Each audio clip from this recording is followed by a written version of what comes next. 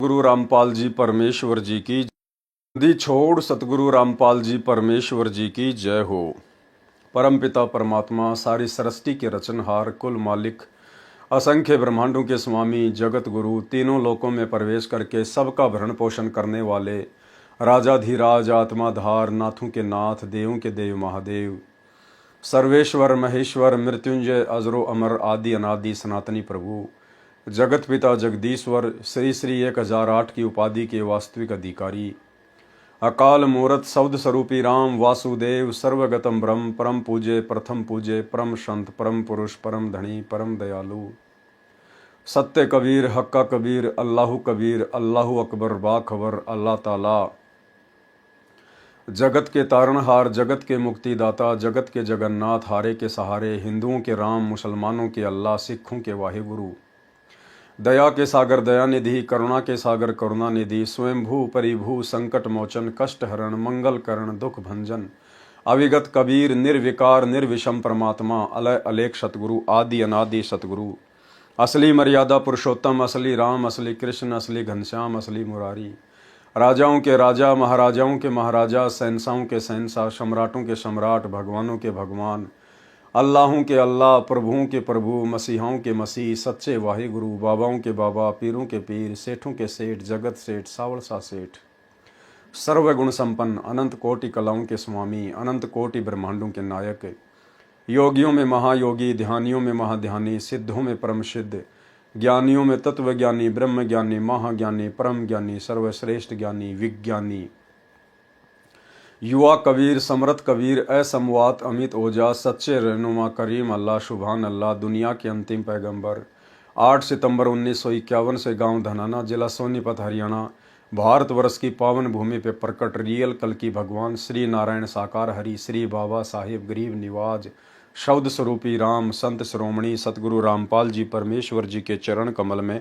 साध संगति से जुड़े हुए देश विदेश से हम सभी सत्सेवक भाई बहनों का अनंत कोटि दंडवत प्रणाम।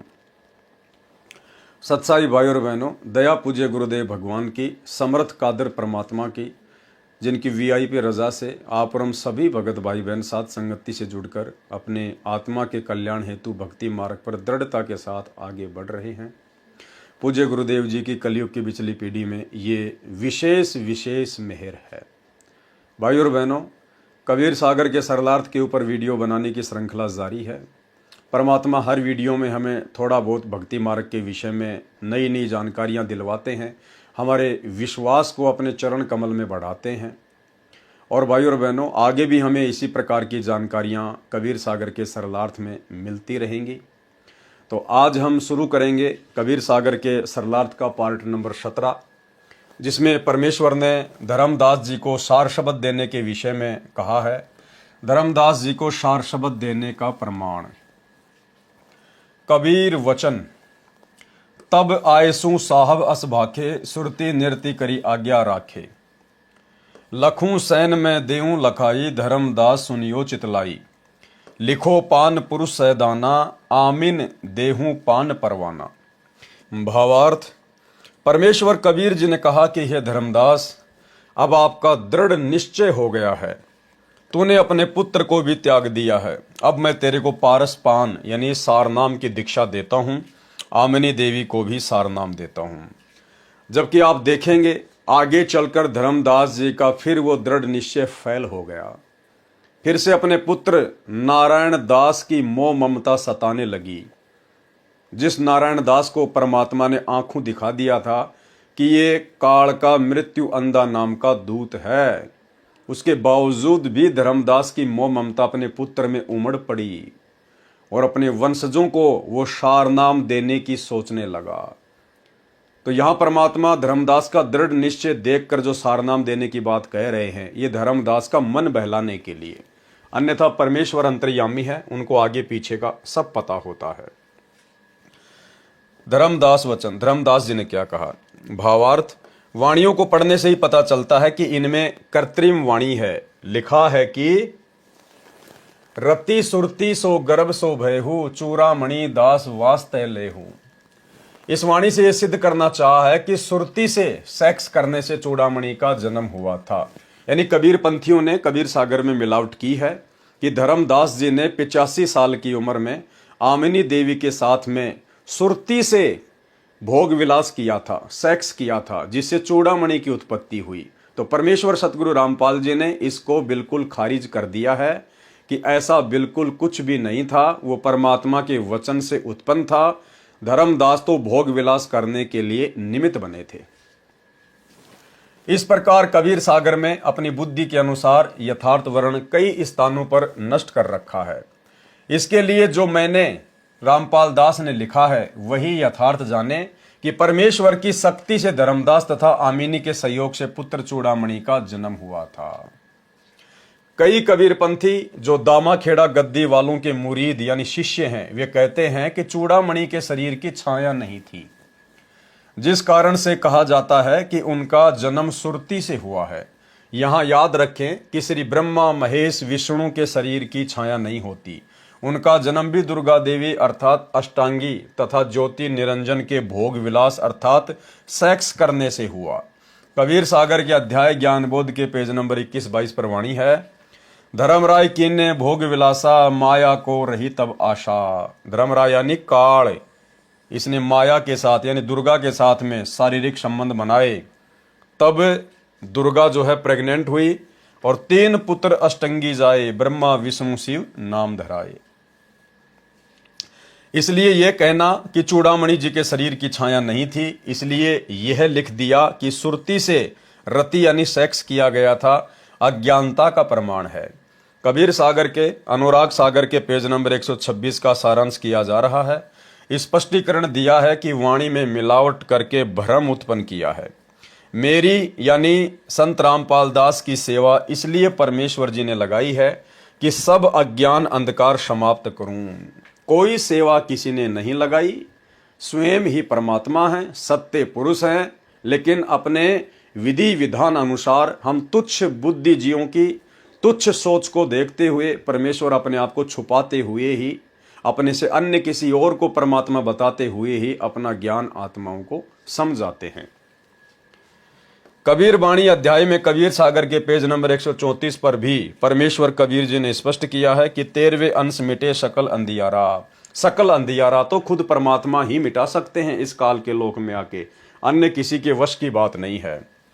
अब आध्यात्मिक ज्ञान को पूर्ण रूप से स्पष्ट करके प्रमाणित करके आपके रूबरू कर रहा हूं।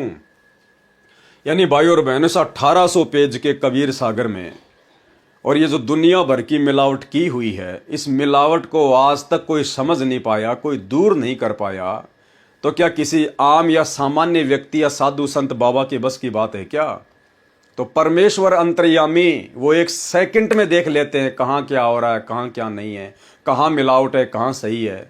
और बाकी तो परमात्मा लोक दिखावे में पेज वगैरह आगे पीछे करने की, उनको अंडरलाइन करने की केवल लीला करते हैं, अन्यथा परमेश्वर को देखने की आवश्यकता नहीं है कि कहाँ कहाँ मिलावट है। वे तो 1 सेकंड भी नहीं लगे, परमात्मा बिल्कुल मिलावट भी देख ले और उसको क्लियर भी कर दे और नया ग्रंथ भी बना दे। जिस प्रकार गुरुदेव ने बताया पिछले वीडियो में कबीर सागर के सरलार्थ में कि एक दिल्ली का राजा था, उसने कहा कि मैं कबीर जुलाहे को परमात्मा मान लूंगा यदि वो 13 कागज गाड़ियों को 60 घंटे में पूरा लिख दें तो। यानी 13 बैलगाड़ियों को कोरे कागजों से भरवा दिया और कहा यदि वो काशी वाला जुलाहा जिसको दुनिया परमात्मा कहती है, अगर इन 13 कागज गाड़ियों को अगर वो 60 घंटे में यानी 2.5 दिन में लिख दे तो मैं उसको परमात्मा मान लूंगा। परमात्मा ने एक डंडी मारी थी, बस 1 सेकंड में 13 गाड़ियां लिखी गई। उसके बाद भी राजा ने लोकलाज में आके उनको परमात्मा नहीं माना। तो भाई और बहनों, सतगुरु जो चावे सो कर ही 14 कोटि दूत यम डर ही, ऊत भूत जम त्रास निवारे और चित्रगुप्त के कागज फाड़े। जो सतगुरु रामपाल जी भगवान चित्रगुप्त के कागजों को 1 सेकंड में फाड़ दे, उस परमेश्वर के लिए 1800 पेज के कबीर सागर को देखकर, मिलावट को देखकर और फिर शुद्धिकरण करने में कितना टाइम लगेगा? सेकंड का भी 100वां हिस्सा, करोड़वां हिस्सा, फ्रैक्शन ऑफ सेकंड। लेकिन ये परमात्मा तो लीला करते हैं, उसको देखने की, फिर उसमें कमियां निकालने की, अंडरलाइन करने की, फिर पुस्तक लिखने की। अनुराग सागर के पेज नंबर 127 से 128 का सारांश। इन दोनों प्रश्नों पर वृत्तांत यह है कि परमेश्वर कबीर जी ने चूड़ामणि जी को दीक्षा दी तथा गुरुपद दिया। कहा कि हे धर्मदास, तेरे 42 वंश का आशीर्वाद दे दिया है और तेरे वंश मेरे वचन वंश चूड़ामणि को कड़ीहार तारणहार का आशीर्वाद दे दिया है। तेरे वंश से दीक्षा लेकर जो मर्यादा में रहकर भक्ति करेगा उसका कल्याण हो जाएगा। परंतु सार शब्द इस दीक्षा से भिन्न है। मैंने 14 कोटि ज्ञान कह दिया, परंतु सार शब्द इससे अलग है।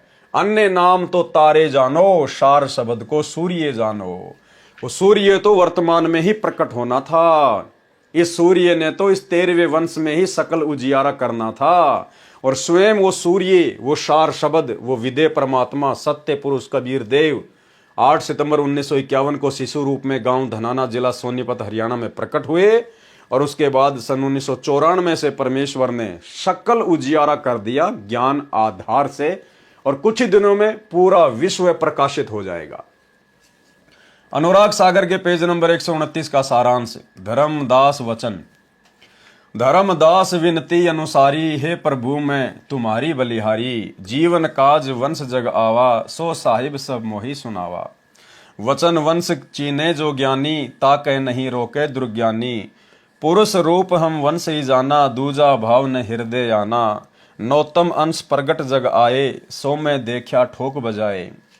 तब हूँ मोही संशय एक आवे, करहूँ कृपया जाते मिट जावे। हम कहें समर्थ दीन पठाई, आए जग तब काल फसाई। कि परमात्मा मुझे एक शंका है, आपने मुझे चूड़ामणि की आत्मा भी दिखा दी, सारे काम कर दिए, लेकिन मालिक मुझे एक शंका हो गई है। आप कह रहे हैं कि मैं भी मिनी सतलोक से आया था, मेरा नाम भी सुकृत है, मैं भी आपका अंश हूं, और जो चूड़ामणि आएगा वो भी मिनी सतलोक से आएगा, उसका नाम भी नौतम दास है, वो भी आपका अंश है। तो भगवान जिस प्रकार आपका अंश होते हुए इस काल ने मेरे को अपने जाल में फंसा लिया, तो क्या नौतम दास को नहीं फंसा सकता? क्या चूड़ामणि को नहीं फंसा लेगा? परमात्मा मेरी शंका का निवारण कीजिए। तुम तो कहो मोहि सुकृत अंसा, तब हूं काल कराल मुहि डंसा। ऐसे ही जो वंशन कह होई, जगत जीव सब जाय बिगोई। अगर उस आने वाले चूड़ामणि को भी काल ने भ्रमित कर दिया तो पूरे संसार का नाश हो जाएगा। ताते करहूं कृपया दुख भंजन, वंशन छले नहीं काल निरंजन। और कछु में जानू नाही, मोर लाज प्रभु तुम कह आई। भावार्थ, धर्मदास जी ने शंका की और समाधान चाहा कि हे परमेश्वर जी, आपने मेरे वंश यानी बिंद वालों को कड़ीहार नाद दीक्षा देकर मोक्ष करने वाला बना दिया। मुझे एक शंका है कि जैसे आपने मुझे कहा कि तुम सुकृत अंश हो, संसार में जीवों के उद्धार के लिए भेजा है, आगे मेरे को काल ने फंसा लिया।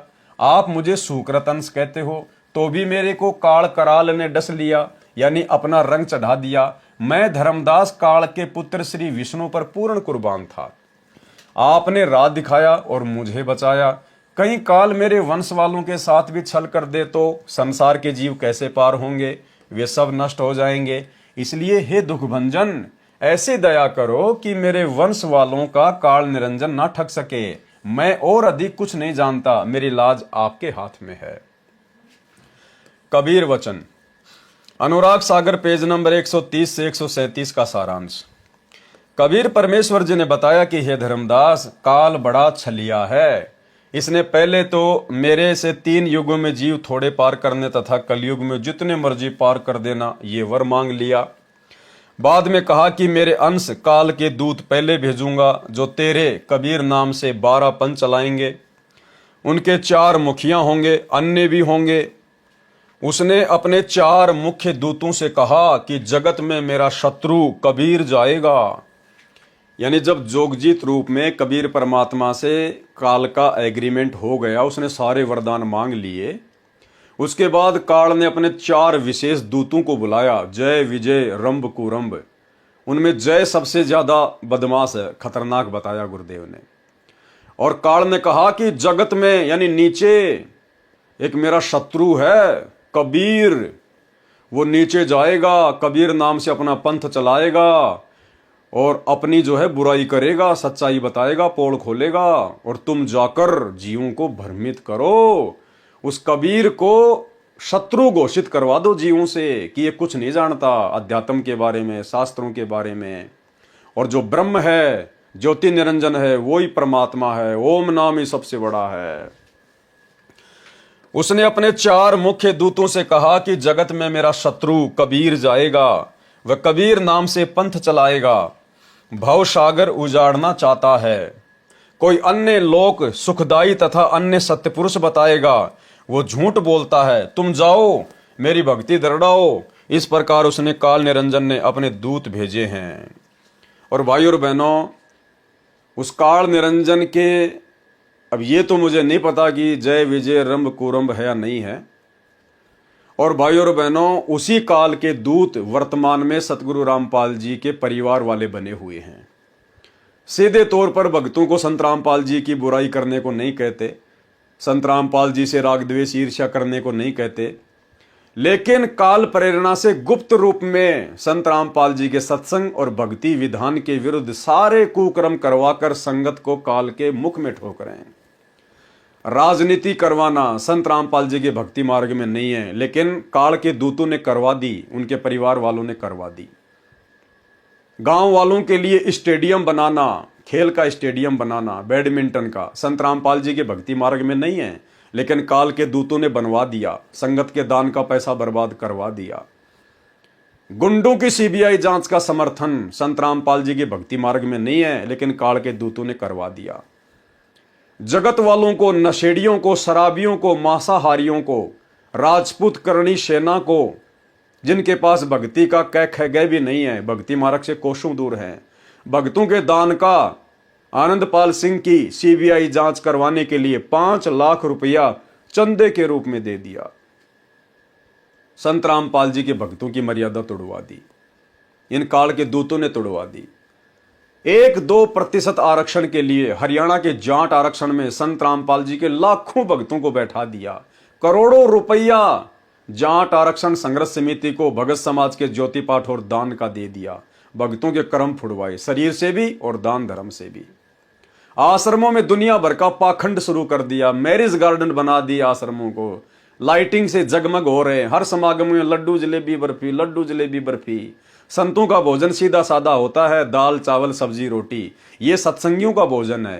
ये लड्डू जलेबी बर्फी, हर समागम में लड्डू जलेबी बर्फी, ये तो जगत वालों के जो मनोरंजन वाले जो प्रोग्राम होते हैं, ये तो उनका भोजन है। आश्रम में बहुत बड़ा हॉस्पिटल का कार्य शुरू कर दिया। तो भाई और बहनों, काल प्रेरणा से गुप्त रूप में संत रामपाल जी का परिवार काल का एजेंट बनके उनके भक्तों को निरंतर उसकी गोद में बैठा रहा है। और यही कारण है भाई और बहनों, इन फर्जी सतलोक आश्रमों में, इन झूठे समागमों में आते जाते समय बहुत सारे भगत भाई बहन रास्ते में एक्सीडेंट के शिकार हो जाते हैं, उनकी अकाल मृत्यु हो जाती है। क्यों? क्योंकि मनमाना आचरण हो रहा है, मनमाना। बताया है कि कबीर जम्बूद्वीप भारत में अपना पंथ चलाएगा। काल निरंजन ने अपने दूत भेजे हैं। बताया है कि कबीर जम्बूद्वीप भारत में अपना पंथ चलाएगा। तुम कबीर नाम से 12 नकली पंथ चलाना। काल ने अपने दूतों को समझाकर पृथ्वी पर जाने के लिए 4 मुख्य दूत हैं, रंभ, कुरंभ, जय, विजय। ये सब जालिम हैं, इनमें जय नामक दूत अधिक दुष्ट है। वह तेरे वंश को भ्रमित करेगा। बांधवगढ़ के पास गांव कुरकुट में चमार जाति में जन्म लेगा। साहब दास नाम कहावेगा। इसका पुत्र गणपति नाम का होगा। ये दोनों तेरी गद्दी वालों यानी वंश छाप वालों को भ्रमित करेंगे। वे झंग शब्द का उच्चारण करेंगे, यही दीक्षा मंत्र होगा। काल ने एक झांझरी द्वीप की रचना कर रखी है, उसमें काल का बाजा बजता है, वही काललोक वाली भंवर गुफा में सुनता है। आरती चौका करेंगे और अपने पंथ को वास्तविक कबीर पंथ बताकर तेरे वंश को विचलित करेंगे।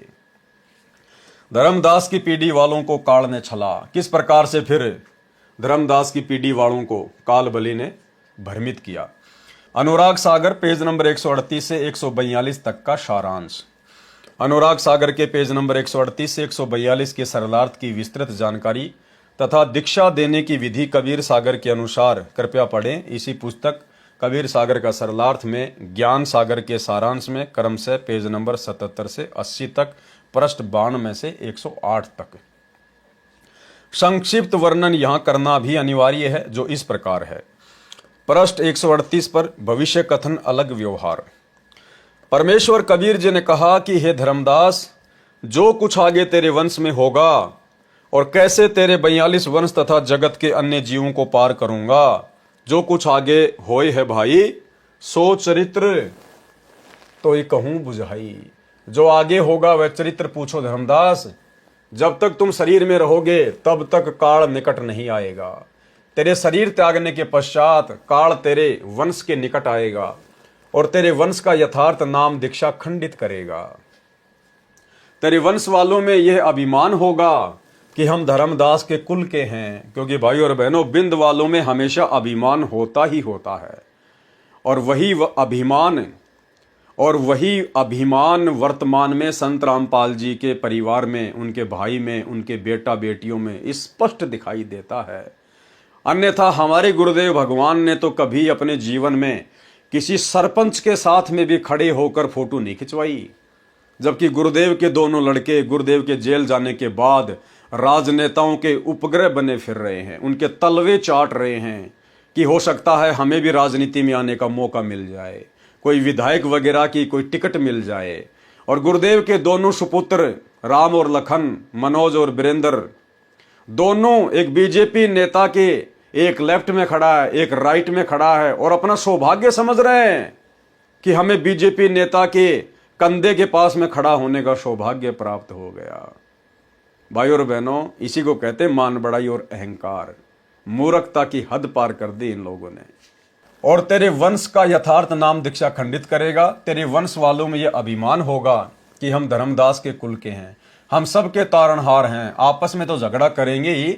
वे जो मेरा भेजा नाद यानी वचन का पुत्र यानी शिष्य यानी गुरुदेव अपने लिए संकेत कर रहे हैं, परंपरा वाले से जो मेरा सुपथ यथार्थ कबीरपंथ चलाएगा उसकी निंदा करके पाप के भागी होंगे।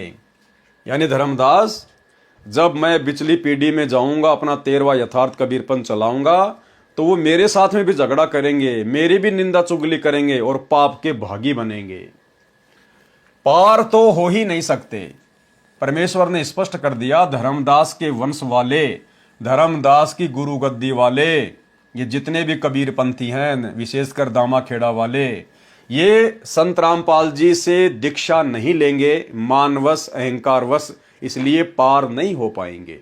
इसलिए भाई, धर्मदास जी की गुरु गद्दी वालों से जितनी भी जनता चिपकी पड़ी है, भाई आप लोगों का सौभाग्य है अगर उन काल के दूतों से अपना पीछा छुड़वा के परम संत सतगुरु रामपाल जी के शरण में आ सको तो धर्मदास की गुरु गद्दी वाले पार नहीं होंगे। परमात्मा अंतर्यामी है, उन्होंने आगे की बता दी।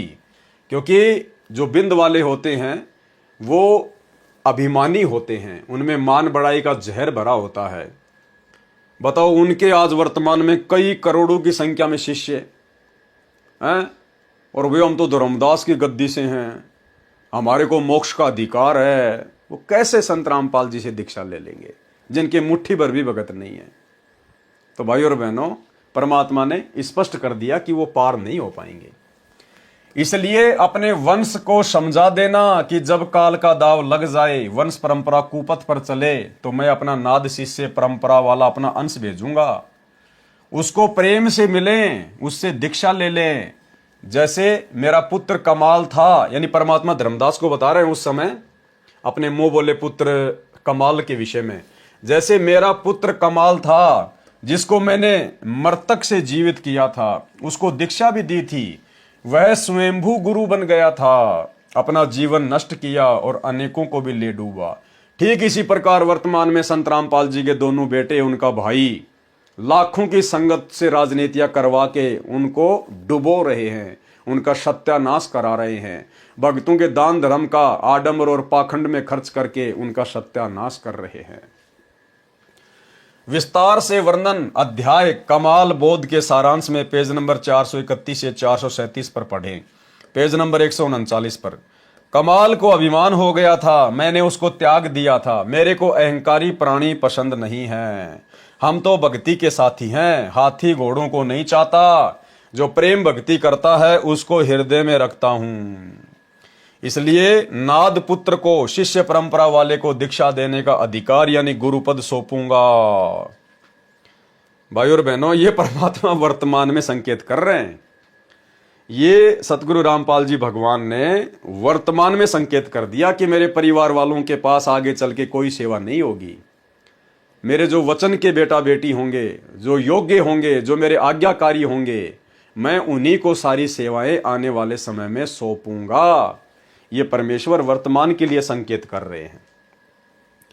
कमाल को अभिमान हो गया था, मैंने उसको त्याग दिया था। मेरे को अहंकारी प्राणी पसंद नहीं है। हम तो भक्ति के साथी हैं, हाथी घोड़ों को नहीं चाहता। जो प्रेम भक्ति करता है उसको हृदय में रखता हूं। इसलिए नाद पुत्र को यानी शिष्य परंपरा वाले को दीक्षा देने का अधिकार यानी गुरुपद सौंपूंगा। गुरुपद का मतलब परमेश्वर उसको तमाम प्रकार की व्यवस्थाएं सौंपेंगे। बाकी गुरु तो सतगुरु रामपाल जी के बाद में कोई रहेगा ही नहीं, शरीर रूप में तो कोई गुरु होगा ही नहीं। नाम दीक्षा उनके इलेक्ट्रॉनिक शरीर से दी जाएगी, डीवीडी वगैरह से दी जाएगी। लेकिन आगे की जो सेवाएं होंगी, जो मैनेजमेंट का कार्य होगा, वो परमात्मा अपने वचन के शिष्यों के हाथों में ही सौंप कर जाएंगे, सब कुछ सेट करके। इसलिए नाद पुत्र को शिष्य परंपरा वाले को दीक्षा देने का अधिकार यानी गुरुपद सौंपूंगा। मेरा पथ नाद से ही उजागर होगा। मेरा पंथ नाद से ही उजागर होगा, बिंद वालों से नहीं होगा, यानी प्रसिद्ध होगा। तेरे वंश वाले बहुत अहंकार करेंगे। धर्मदास जी ने चिंता जताई कि आप नाद वाले को गुरुपद दोगे, परंतु मेरे वंश वाले कैसे मोक्ष प्राप्त करेंगे। परमेश्वर कबीर जी ने कहा कि तेरे वंश वाले हों चाहे अन्य जीव, जो मेरे द्वारा भेजे अंश यानी नाद अंश से दीक्षा लेकर मर्यादा में रहेंगे। यानी सतगुरु रामपाल जी परमेश्वर जी स्वयं के लिए कह रहे हैं कि धर्मदास तेरी गुरुगद्दी वाले, तेरे वंश वाले अगर मेरे से उपदेश लेंगे, यानी जो 13वां कबीर पंथ चलाएगा, यदि उससे उपदेश लेंगे और मर्यादा में रहेंगे तो कैसे पार नहीं होंगे। जो हमारे वचन को मानेगा वही वंश वाला मुझे प्यारा लगेगा। जो मेरे वचन को मानेगा वही मुझे प्यारा लगेगा। अब गुरु जी के वचनों के नियमों की इन आश्रमों में तो धज्जियां उड़ाई जा रही है, धज्जियां। एक भी नियम सही प्रकार से सुरक्षित नहीं है। तो भाई ये वचन तो साध संगति में निभाए जा रहे हैं गुरुदेव के आशीर्वाद से, और गुरुदेव तो उसी को प्रेम करते हैं जो उनके वचन में चलेगा। जो हमारे वचन को मानेगा वही वंश वाला मुझे प्यारा लगेगा। बिना वचन यानी नाद वाले को गुरु माने बिना पार नहीं हो सकता, मोक्ष प्राप्त नहीं कर सकता। तेरे 42 पीढ़ी को मैंने एक वचन से पार कर दिया है। वह वचन यह है कि नाद परंपरा वाले से दीक्षा लेकर पार हो जाएंगे। बिंद वाले वंश कहलाते हैं और वचन नाद वाले बिना वे अपने घर यानी सतलोक नहीं जा सकते।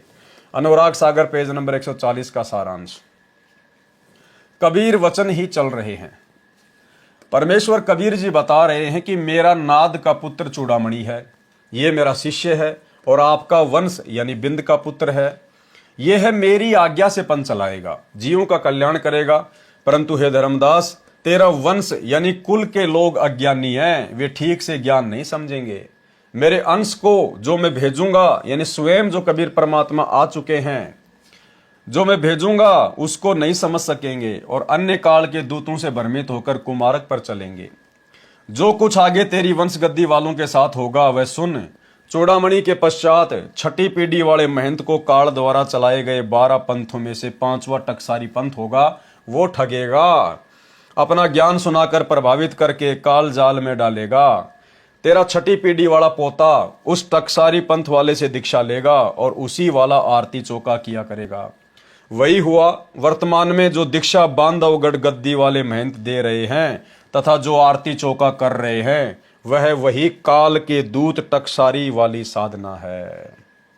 हे धर्मदास, इस प्रकार तेरा वंश अज्ञानी होकर काल के धोखे में पड़कर नरक में जाएगा। तेरा वंश मेरी वह दीक्षा जो मैंने चूड़ामणि को दी है उसको छोड़ देगा, टकसारी वाली दीक्षा लेकर अपना जीवन नाश करेगा।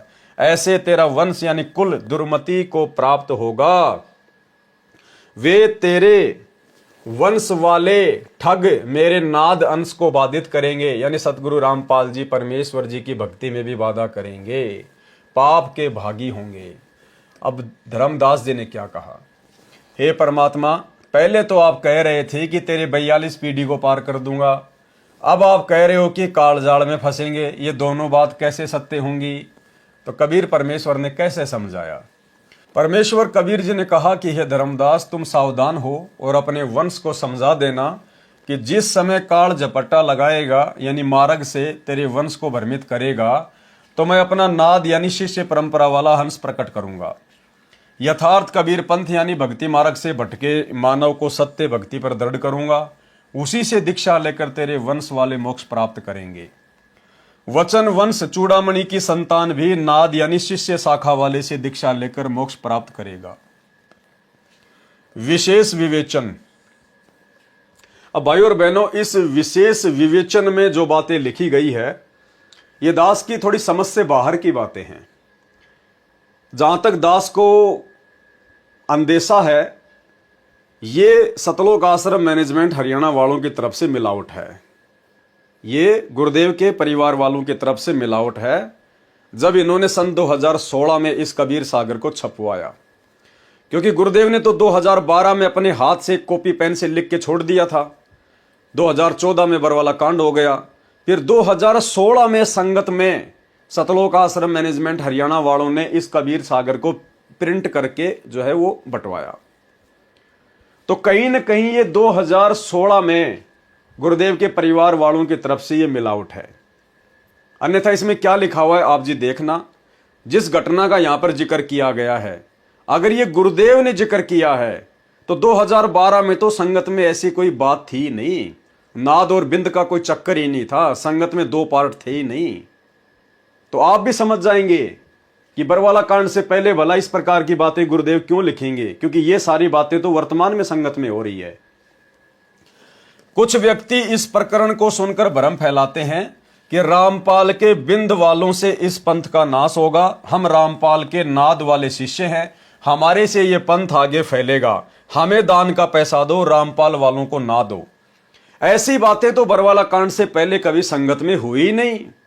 बरवाला कांड से पहले 2 पार्ट संगत में थे ही नहीं कि भाई हम नाद वाले हैं, गुरुदेव के परिवार वाले बिंद वाले हैं। कोई जानता ही नहीं था इन बातों को। नाद बिंद का कोई चक्कर ही नहीं था।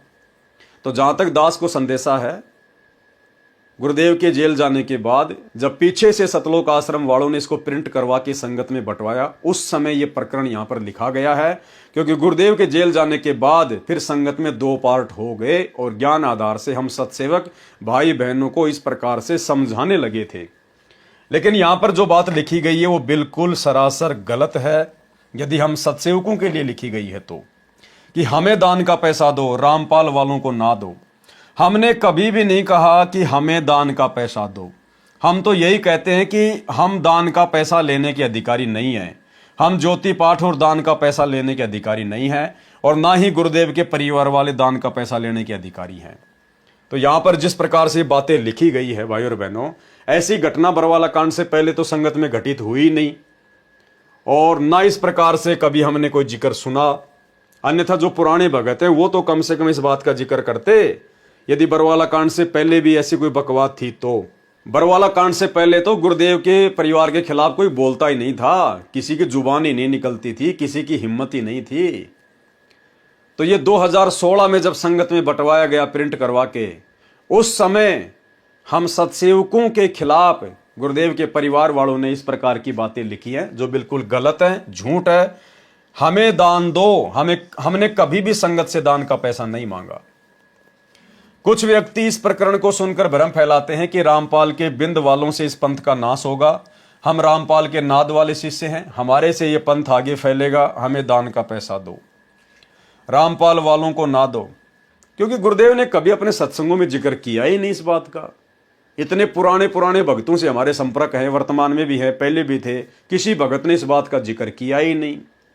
तो ये सरासर मिलावट है यहां पर। जिस प्रकार धर्मदास के परिवार वालों ने कबीर सागर में मिलावट कर दी, यहां गुरुदेव के परिवार वालों ने कबीर सागर के सरलार्थ में मिलावट कर दी। ऐसे व्यक्ति काल के दूत हैं।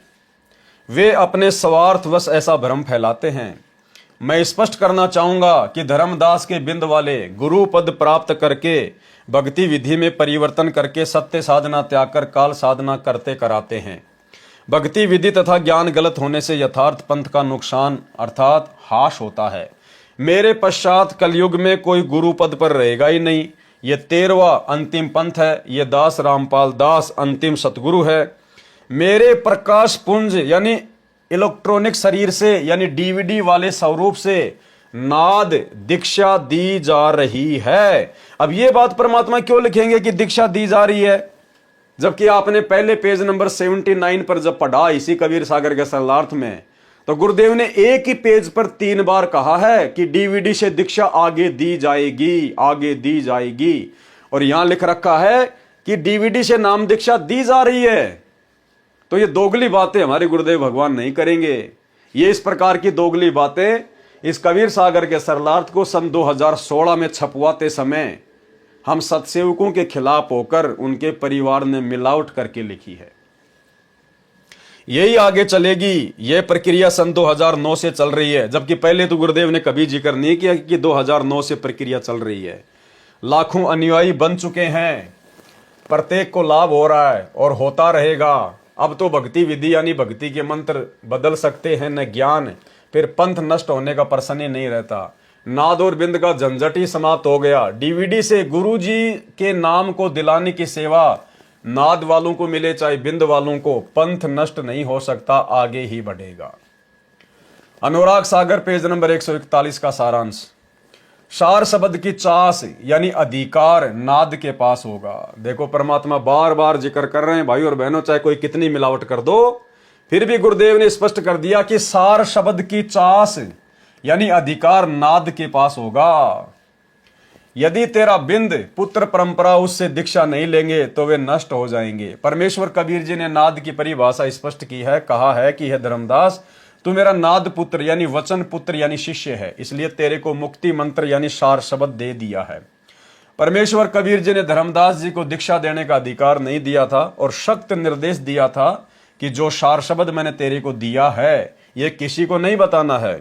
यदि ये तूने बता दिया तो जिस समय पिछली पीढ़ी कलयुग में चलेगी, यानी जिस समय कलयुग 5505 वर्ष बीत जाएगा सन 1997 में, तब मैं अपना नाद वंश भेजूंगा, मेरा यथार्थ कबीर पंथ चलेगा। उस समय से पहले यदि ये सार शब्द काल के दूतों के हाथ लग गया तो सत्य असत्य भक्ति विधि का ज्ञान कैसे होगा, जिस कारण से भगत पार नहीं हो पाएंगे। कबीर सागर में कबीर बाणी अध्याय के पेज नंबर 137 पर तथा अध्याय जीव धर्म बोध पेज नंबर 1937 पर प्रमाण है, जिसमें कहा है कि धर्मदास मेरी लाख दुहाई, सार शब्द कहीं बाहर ना जाई, सार शब्द बाहर जो पर ही बिचली पीढ़ी हंस नहीं तरही। सार शब्द तब तक छिपाई जब तक द्वादश यानी 12 पंथ न मिट जाई। शबसम वेद बोध पृष्ठ 121 तथा 171 पर कहा है कि चौथा युग जब कलयुग आई, तब हम अपना अंश पठाई, काल फंद छूटे नरलोई, सकल सृष्टि परवानिक होई। घर घर देखो बोध विचारा यानी ज्ञान चर्चा होगी, सत्य नाम सब ठोर उचारा। 5505 तब ये वचन मेरा होएगा साचा, कलयुग बीत जाए तब एता, सब जीव परम पुरुष पद चेता। प्रिय पाठकों, कलयुग सन 1997 में 5505 वर्ष पूरा कर गया है। यहां तक सार शब्द छुपा कर रखना था।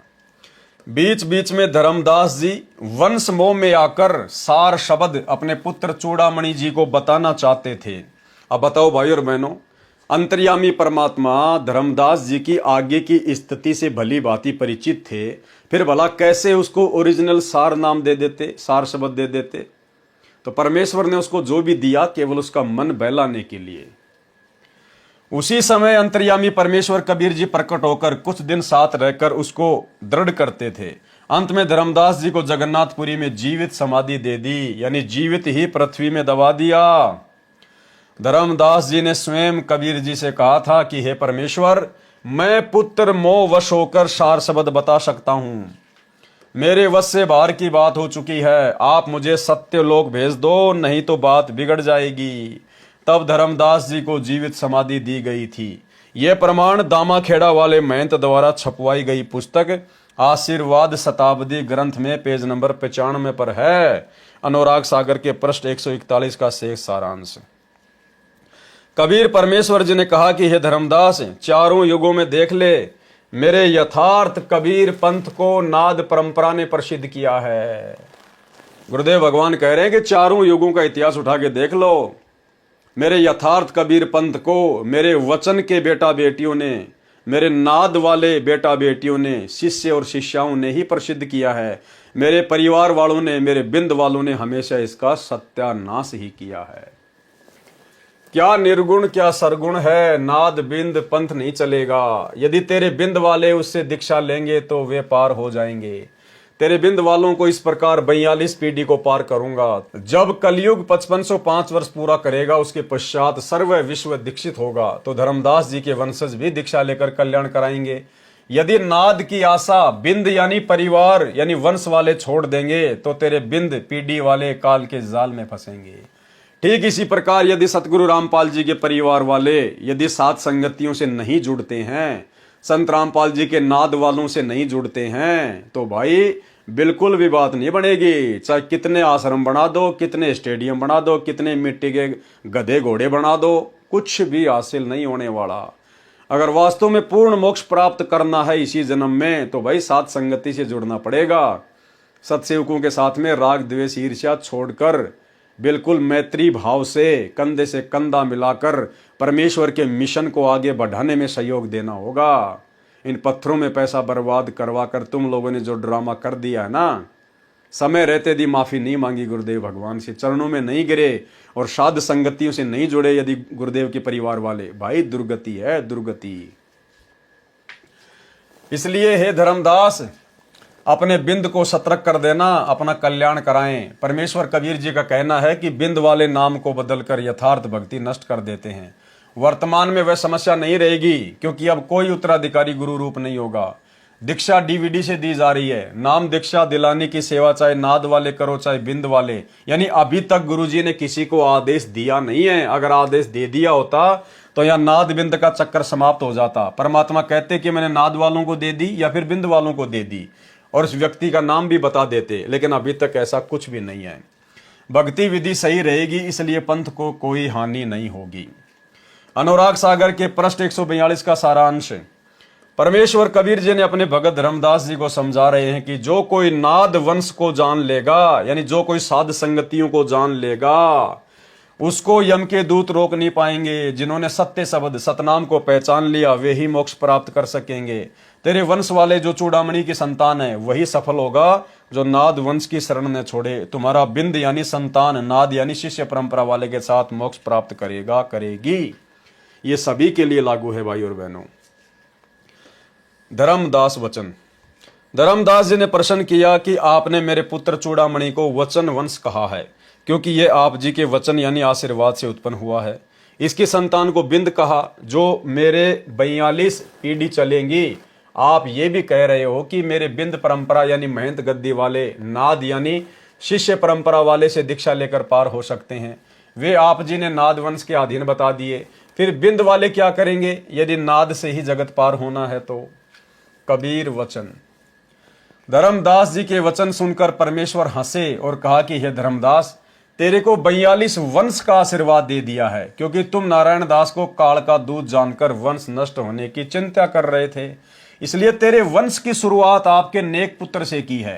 पाठकों से निवेदन है कि इस पृष्ठ पर बिंद परंपरा वालों ने बनावटी वाणी अधिक डाली है अपनी महिमा बनाने के लिए, परंतु अनुराग सागर के पेज 140-141 पर स्पष्ट कर दिया है कि चूड़ामणि जी की वंश गद्दी की छठी पीढ़ी वाले के पश्चात मेरे द्वारा बताई यथार्थ भक्ति विधि तथा भक्ति मंत्र नहीं रहेंगे। वह 5वीं पीढ़ी वाला टकसारी पंथ वाला आरती चौका तथा वही नकली 5 नाम की दीक्षा देने लगेगा। इसलिए तेरे बिंद वाले काल जाल में रह जाएंगे।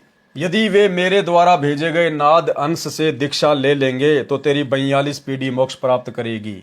इस प्रकार तेरे 42 वंश को पार करूंगा। उस समय जब पूरा जगत ही दीक्षा प्राप्त करेगा तो तेरी संतान भी दीक्षा लेगी। ये वर्णन पृष्ठ 140-141 के सारांश में स्पष्ट कर दिया है। अनुराग सागर के पृष्ठ 141 का सारांश। धर्मदास जी को फिर से अपने पुत्र नारायण दास का मोह सताने लगा। धर्मदास को फिर से अपने बेटे नारायण दास का, जिसमें परमात्मा ने काल रूप के दर्शन करवा दिए थे, फिर से मोह व्याप्त होने लगा। धर्मदास जी को फिर से अपने पुत्र नारायण दास का मोह सताने लगा और परमेश्वर कबीर जी से अपनी चिंता व्यक्त की कि मेरा पुत्र नारायण दास काल के मुख में पड़ेगा। मुझे अंदर ही अंदर यह चिंता खाए जा रही है, हे स्वामी उसकी भी मुक्ति करो। तो परमेश्वर ने फिर धर्मदास जी को धमकाया थोड़ा सख्त लहजे में। कबीर परमेश्वर वचन। बार बार धर्मनी समझावा तुमरे हृदय प्रतीत न आवा। कि धर्मदास मैं तुझे बार बार समझा रहा हूं, तेरे समझ में नहीं आ रही। 14 यम तो लोक सिंधावे जीवन को फंद कहो वे लावे।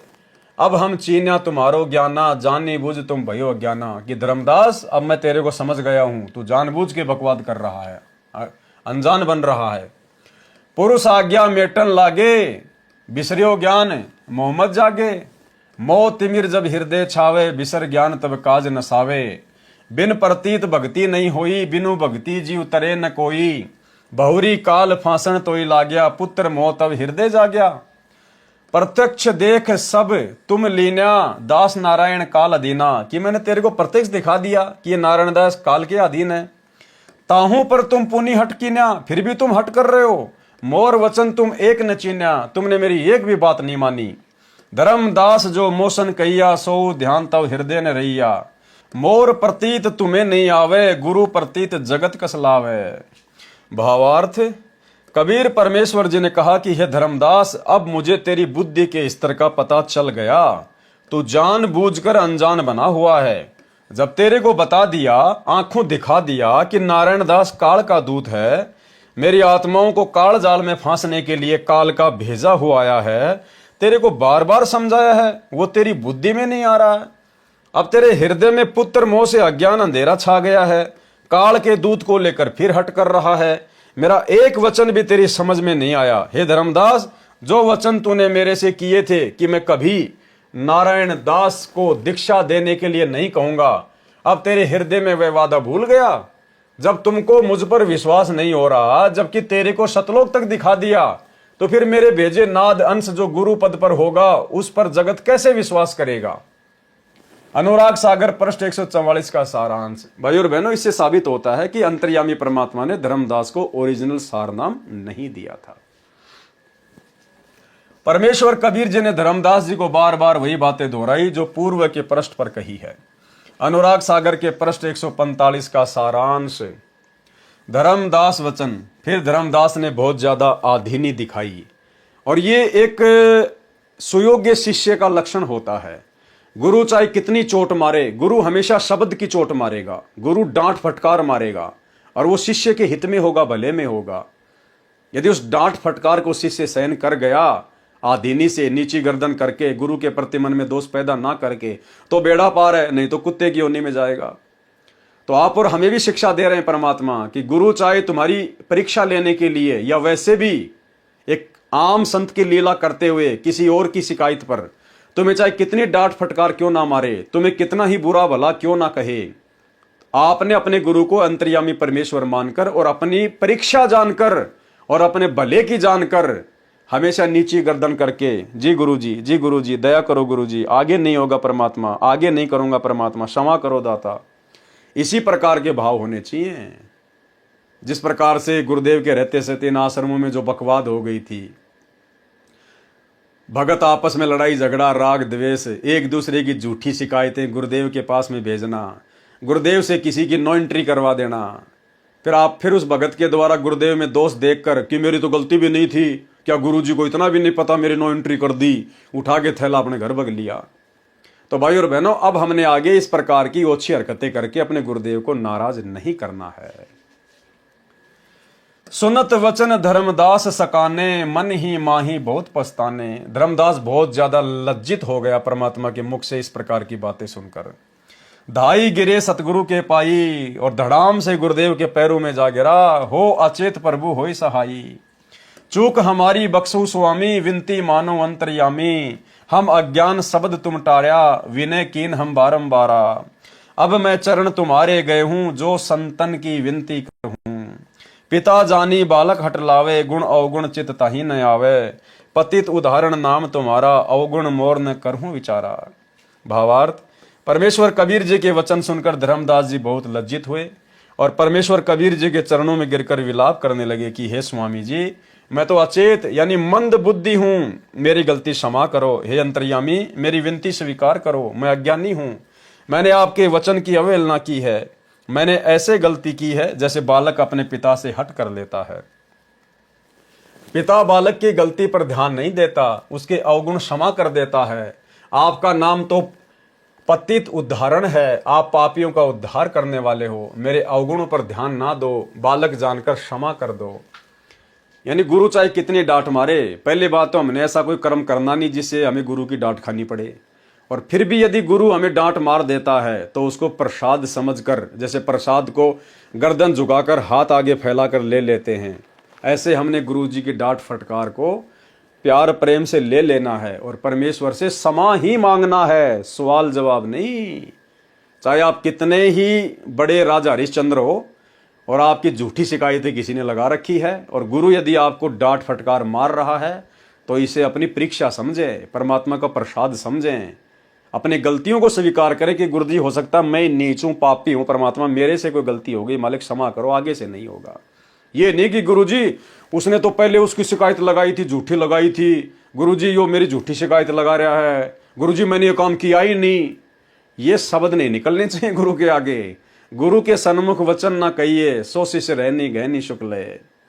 चाहे आपके ऊपर कितना ही बुरा इल्जाम क्यों ना लगा दिया हो और आप बिल्कुल पाक साफ हो, फिर भी हाँ जी गुरु जी नीच हूं, परमात्मा पापी हूं, दुष्ट हूं, भगवान हो गया होगा, ये मालिक क्षमा करो, आगे ध्यान रखूंगा।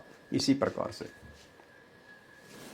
कबीर परमेश्वर वचन, परमेश्वर कबीर जी ने कहा कि हे धर्मदास, आप सत्य पुरुष के अंश हो, आप नारायण दास का मोह त्याग दो, तुम में और मेरे में कोई भेद नहीं है, क्योंकि आप मेरे नाद पुत्र, शिष्य रूपी पुत्र हो। आप तो जगत में यथार्थपन चलाने के लिए आए हो, जीवों का उद्धार करने के लिए भेजा है। परमेश्वर कबीर जी ने इस प्रकार धर्मदास को उत्साहित किया।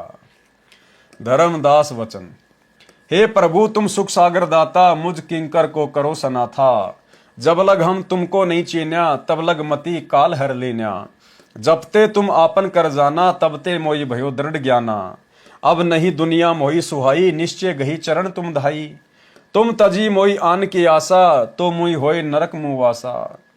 भावार्थ, धर्मदास जी ने कहा कि हे परमेश्वर, आप तो सुख सागर दाता हैं, मुझ किंकर मुझ दास को शरण में लेकर सनाथ कर दिया।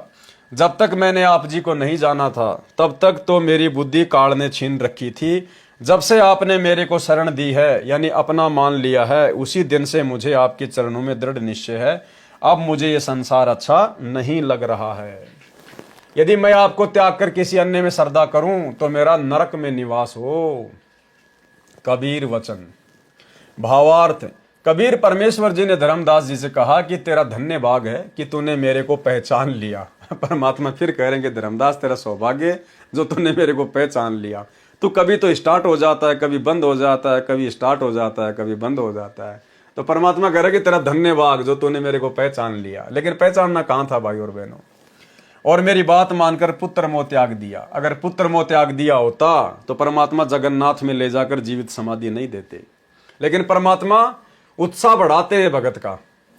अनुराग सागर के पेज 146 का सारांश, इस पृष्ठ में ऊपर की वाणी बनावटी है। ये धर्मदास जी की संतान चूड़ामणि जी वाली दामाखेड़ा गद्दी वाले महंतों की कलाकारी है। इसमें कोशिश की है यह दर्शाने की कि नारायण दास वाली संतान तो बिंद वाली है और चूड़ामणि वाली संतान नाद वाली है, ताकि हमारी महिमा बनी रहे कि हमारे से दीक्षा लेकर ही जगत के जीवों का कल्याण होगा। याद रखें कि नारायण दास ने तो कबीर जी की दीक्षा ली नहीं थी, वह तो विष्णु उर्फ श्री कृष्ण पुजारी था। उसके पंथ का कबीर पंथ से कोई लेना देना नहीं है। प्रिय पाठ को कबीर जी कहते हैं कि चोर चुरावे तुमड़ी, गाड़े पानी माही, वो गाड़े वह ऊपर आवे, सच्चाई छानी नाही। अनुराग सागर के पेज 140 पर परमेश्वर कबीर जी ने स्पष्ट कर रखा है कि मेरा शिष्य यानी नाद तथा तेरे बिंद से उत्पन्न हुआ चूड़ामणि जो पंथ चलाएगा और जीवों की मुक्ति कराएगा, इस चूड़ामणि को मैंने दीक्षा दी है तथा गुरुपद दिया है। ये मेरा नाद पुत्र है। आगे इसकी बिंदी यानी संसार धारा चलेगी। ये इस गुरु गद्दी पर विराजमान होंगे। वे अज्ञानी होंगे। छठी पीढ़ी वाले महंत को काल के 12 पंथों में 5वां पंथ टकसारी पंथ होगा, वो भ्रमित करेगा। जिस कारण से मेरे द्वारा बताए यथार्थ भक्ति विधि तथा यथार्थ मंत्र त्याग कर टकसारी पंथ वाले मंत्र तथा आरती चौका दीक्षा रूप में देने लगेगा। तुम्हारा वंश यानी चूड़ामणि वाली संतान दुर्मति को प्राप्त होगी। वे बटपारे ठग बहुत जीवों को 84 लाख के चक्कर में डालेंगे। और ये दामाखेड़ा वाले जो हैं ये उसी चूड़ामणि वाली वंश परंपरा से आ रहे हैं। नरक में ले जाएंगे। जो मेरा नाद परंपरा का अंश आएगा उसके साथ झगड़ा करेंगे, यानी सतगुरु रामपाल जी के साथ में झगड़ा करेंगे। प्रत्यक्ष प्रमाण। प्रिय पाठकों, सन 2012 में मेरे कुछ अनुयायियों द्वारा मेरे विचारों की लिखी एक पुस्तक यथार्थ कबीर पंथ परिचय का प्रचार करते करते दामाखेड़ा छत्तीसगढ़ में चले गए। उस दिन दामाखेड़ा महंत गद्दी वालों का सत्संग चल रहा था। उस दिन समापन था। मेरे शिष्य सत्संग से जा रहे भक्तों को वह पुस्तक बांटने लगे। उस आश्रम के किसी सेवक ने वह पुस्तक पहले ले रखी थी। वह पहले ही इस ताक में था कि रामपाल के शिष्य कहीं मिले तो उनकी पिटाई करें। उस दिन दामाखेड़ा में ही उसने मेरे शिष्यों को सेवा करते देखा तो महंत श्री प्रकाश मुनि नाम साहिब, जो 14वां गुरु गद्दी वाला बिंदी परंपरा वाला महंत है, उसको जाकर बताया कि जो यथार्थ कबीर पंथ परिचय पुस्तक मैंने आपको दी थी, आज फिर उसी पुस्तक को रामपाल के शिष्य हमारी संगत में बांट रहे हैं। यह सुनकर महंत प्रकाश मुनि आग बबूला हो गया और आदेश दिया कि उनको पकड़ कर लाओ। उसी समय पुस्तक बांट रहे मेरे अनुयायियों में से 5 को गाड़ी में जबरदस्ती डालकर ले गए। भाइयों और बहनों, गुरुदेव ने जो बात बोल दी परम सत्य है। यानी सतगुरु रामपाल जी अंतर्यामी हैं, सबके विषय में अच्छी प्रकार से जानते हैं। तो प्रकाश मुनि आग बबूला हो गया कि पकड़ के लाओ उनको, संत रामपाल जी के शिष्यों को, और उनकी जबरदस्त पिटाई की। हाल ही कुछ दिन पहले उसी दामाखेड़ा में इनका जो आश्रम है, वहां पर प्रकाश मुनि के साथ में कुछ लड़कों ने मारपीट वगैरह कर दी, उसके साथ में या उसके बेटे के साथ में। उसके बाद में दामाखेड़ा वाले भगत जो है वो प्रदर्शन करने लग गए, एफआईआर वगैरह करवाई किसी गांव के सरपंच के खिलाफ कि उन्होंने हमारे साथ में मारपीट की है। उसके बाद में प्रकाश मुनि का इंटरव्यू आया और देखो भाई और बहनों, इतने बड़े गुरु पद पर बैठा हुआ व्यक्ति इतनी छोटी बात कर रहा है। वो कह रहा है कि हम जो कबीर पंथ वाले हैं ना, फिर हम आगे चलकर जो कबीर पंथ के हमारे भगत हैं, हम जो कबीर पंथी हैं, अगर हमारी एफआईआर वगैरह नहीं लिखी गई, अगर उन लोगों को सजा नहीं दी गई, तो फिर ये कबीर पंथी कुछ भी कर सकते हैं। जो कबीर पंथी है ना, फिर वो कुछ भी कर सकते हैं। वो प्रकाश मुनि स्टेटमेंट दे रहा है कि कबीर पंथी कुछ भी कर सकते हैं, यानी वो मार भी सकते हैं, उनको मर्डर भी कर सकते हैं। नालायकों, क्यों कबीर पंथियों को बदनाम कर रहे हो? तो ये प्रकाश मुनि के विचार हैं, लोगों को मरने मारने के लिए भड़का रहा है। तो बताओ फिर उनके भक्तों ने पिटाई क्यों नहीं की होगी संत रामपाल जी के भक्तों की उस समय? तो ये प्रकाश मुनि का छोटा सा इंटरव्यू देखो और इसके बोल वचन देखो। इन बोल वचनों को तो समाज में रहने वाला एक सामान्य बुद्धि वाला इंसान भी प्रयोग नहीं करता। वो भी शांति से काम लेता है, किसी को भड़काता नहीं है। और ये इतने बड़े गुरु पद पे बैठकर, दामाखेड़ा की गद्दी पर बैठकर कह रहा कि कबीर पंथी फिर कुछ भी कर सकते हैं।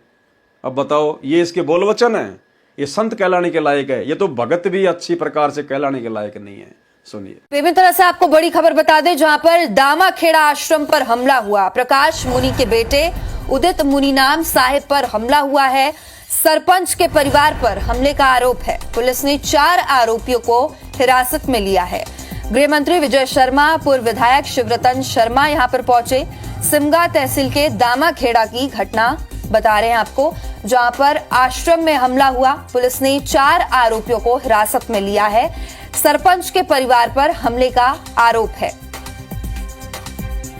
गृह मंत्री विजय शर्मा, पूर्व विधायक शिवरतन शर्मा यहां पर पहुंचे। सिमगा तहसील के दामाखेड़ा की ये घटना है। प्रकाश मुनि के बेटे पर यह हमला हुआ। पंथ प्रकाश मुनि नाम साहिब का बयान भी इसमें सामने आया है। थप्पड़ मार ले तो भी हम बर्दाश्त करेंगे, लेकिन हमारे कबीर पंथ की भविष्य पर कोई उंगली उठाएगा, कबीर पंथ बिल्कुल भी बर्दाश्त नहीं करेगा। अगर पुलिस कड़ी से कड़ी कार्रवाई नहीं करेगी तो फिर कबीर पंथी लोग, जो लोग आज हमला किए, कबीर पंथी लोग उनके साथ कुछ भी कर सकते हैं, फिर इसके लिए हम जिम्मेदार नहीं होंगे। जो लोग आज हमला किए, कबीर पंथी लोग उनके साथ कुछ भी कर सकते हैं, फिर इसके लिए हम जिम्मेदार नहीं होंगे। जो लोग आज हमला किए, कबीर पंथी लोग उनके साथ कुछ भी कर सकते हैं, फिर इसके लिए हम जिम्मेदार नहीं होंगे। यह सुनकर महंत प्रकाश मुनि आग बबूला हो गया और आदेश दिया कि उनको पकड़ कर लाओ। उसी समय पुस्तक बांट रहे मेरे अनुयायियों में से 5 को गाड़ी में जबरदस्ती डालकर ले गए। अन्य शिष्य पता चलने पर भाग निकले। जिन सेवकों को दामाखेड़ा वाले पकड़ कर ले गए थे, उनको बेरहमी से मारा पीटा। उनसे कहा कि कहो, फिर नहीं बांटेंगे। उन्होंने कहा कि इसमें गलत क्या है, ये तो बताओ। उन सब मेरे शिष्यों को पीट पीट कर अचेत कर दिया, फिर मुकदमा दर्ज करा दिया कि शांति भंग कर रहे थे। 3 दिन में जमानत हुई। ऐसे हैं ये धर्मदास जी की बिंद परंपरा, चूड़ामणि वाली दामाखेड़ा गद्दी के महंत, जिनके विषय में परमेश्वर कबीर जी ने कहा है, कबीर नाद अंश मम सत्य ज्ञान दृढ़ावे, ताके संग सब राड बढ़ावे। अस संत महंतन की करनी, धर्मदास में तो से वर्णी। यही प्रमाण अनुराग सागर के पेज 140 पर है।